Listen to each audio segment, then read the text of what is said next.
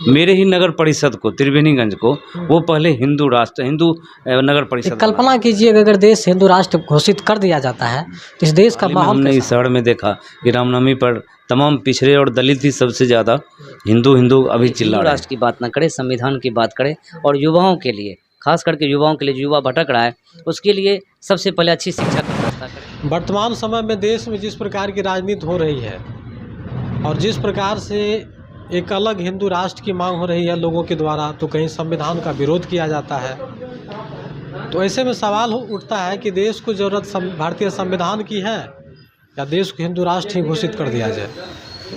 इन तमाम बातों पे हमारे साथ अभी जुड़े हैं बात करने के लिए डॉक्टर इंद्रभूषण सर जी। इनसे हम बात करेंगे और जानेंगे कि इस पे क्या कुछ कहना चाहते हैं। ये दो मुद्दे हैं। तो सर, देश को भारतीय संविधान की ज़रूरत है या हिंदू राष्ट्र की? जी, सबसे पहले आपका धन्यवाद कि आपने हमें मौका दिया इस विषय पर बोलने का। आपके तमाम दर्शकों को भी हम नमस्कार करते हैं कि वो अगर देख रहे होंगे। जी जी, सबसे पहले आपने जो बहुत अभी जो देश का सबसे बड़ा सवाल है कि हिंदू राष्ट्र, जी, सबसे पहले जो हिंदू राष्ट्र बनाने की बात करते हैं वो पहले मेरे ही गांव को, मेरे ही नगर परिषद को, त्रिवेणीगंज को, वो पहले हिंदू राष्ट्र, हिंदू नगर परिषद बना दें। यहाँ किस जाति को वो हिंदू बनाएंगे और किस किस को किस जाति कैटेगरी में रख करके वो हिंदू किसको बनाएंगे? एक हिंदू गांव, एक हिंदू नगर परिषद तो बन ही नहीं सकता। हिंदू राष्ट्र कैसे बनेगा? हिंदू राष्ट्र संविधान के साथ खिलवाड़ है और ये परिकल्पना से बाहर ये कभी नहीं हो सकता भारत में। तो आप भारतीय संविधान का समर्थन करते हैं? जी, मैं पूरी तरह भारतीय संविधान का समर्थन करता हूं और वो संविधान कायम रहे, इसके लिए मर मिटने को तैयार हूँ। कुछ हमारे देश में पढ़े लिखे लोग भी हैं जो ठीक प्रकार से संविधान की जानकारी नहीं है, क्योंकि उसको पढ़ा नहीं है और संविधान के ना कि महत्व को जानते हैं। अम्बेडकर साहब ने संविधान को लिखने के लिए न जाने कितने वर्ष लगे थे, जान ही रहे हैं, 2 वर्ष कुछ महीने लगे थे, और उस संविधान के साथ खिलवाड़ किया जाता है। तो आखिर ये बता दीजिए आप कि संविधान की प्राथमिकता आप क्यों देते हैं?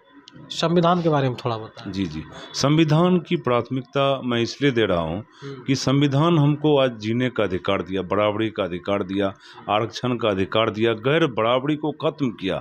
औरत मर्द के बीच जो जेंडर गैप था, जैसे मर्द को अलग वेतन, औरत को अलग वेतन, ये सब सभी को बराबर, एक मेहतर भी और एक ब्राह्मण भी इस देश में कानून की नज़र में बराबर है। यही हमको संविधान सिखाता है। तो अगर मान लीजिए देश में अगर हिंदू राष्ट्र की मांग हो रही है, एक कल्पना कीजिए अगर देश हिंदू राष्ट्र घोषित कर दिया जाता है तो इस देश का माहौल कैसा होगा? अगर हिंदू राष्ट्र बनेगा तो सबसे ज़्यादा फायदा ब्राह्मणों का ही होगा, क्योंकि मनुस्मृति के हिसाब से ब्राह्मण ही सर्वश्रेष्ठ होंगे। बाकी जातियां जिस पैदान में फिट थीं, जो जिस जाति का था उस जाति हिसाब से काम करेगा। एक यादव, एक चमार, एक पासवान भी अपनी जाति के हिसाब से काम करेगा। वो संवैधानिक पद डॉक्टर, इंजीनियर, वकील नहीं बन पाएगा। वो सिर्फ अपनी हिंदू राष्ट्र जो जिस जाति का है उसको उस जाति के हिसाब से, उसी जाति के कर्म के हिसाब से फिट बैठने का एक हथियार मात्र है। अभी पूरे देश में लगभग 11 से 12 प्रदेश में बीजेपी की सरकार है और बहुमत की केंद्र में सरकार है।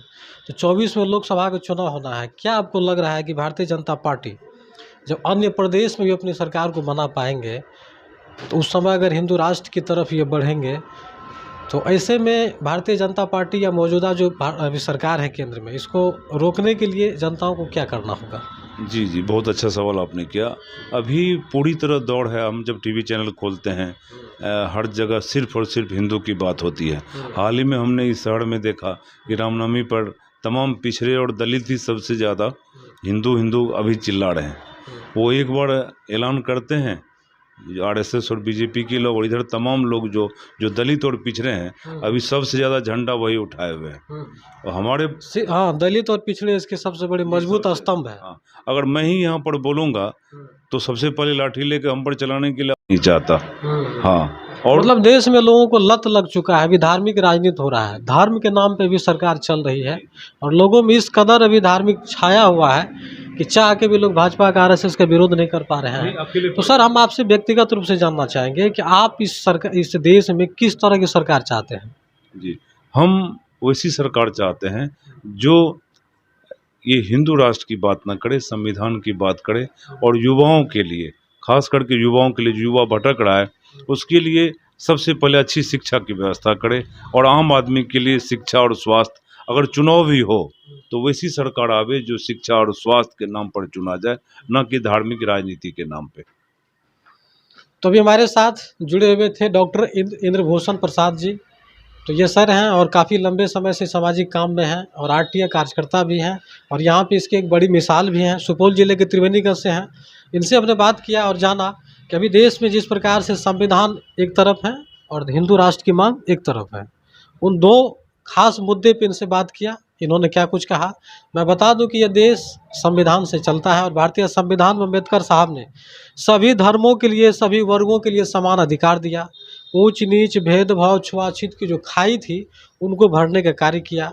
जरा आप सोचिए, अगर हमारा देश हिंदू राष्ट्र बनता है तो इस देश में रहने वाले तमाम धर्मों के लोग, उनके साथ क्या होगा।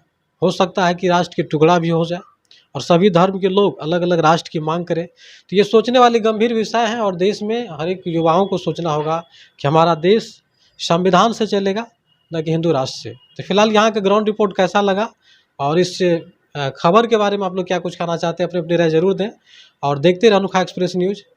जय भीम, जय भारत।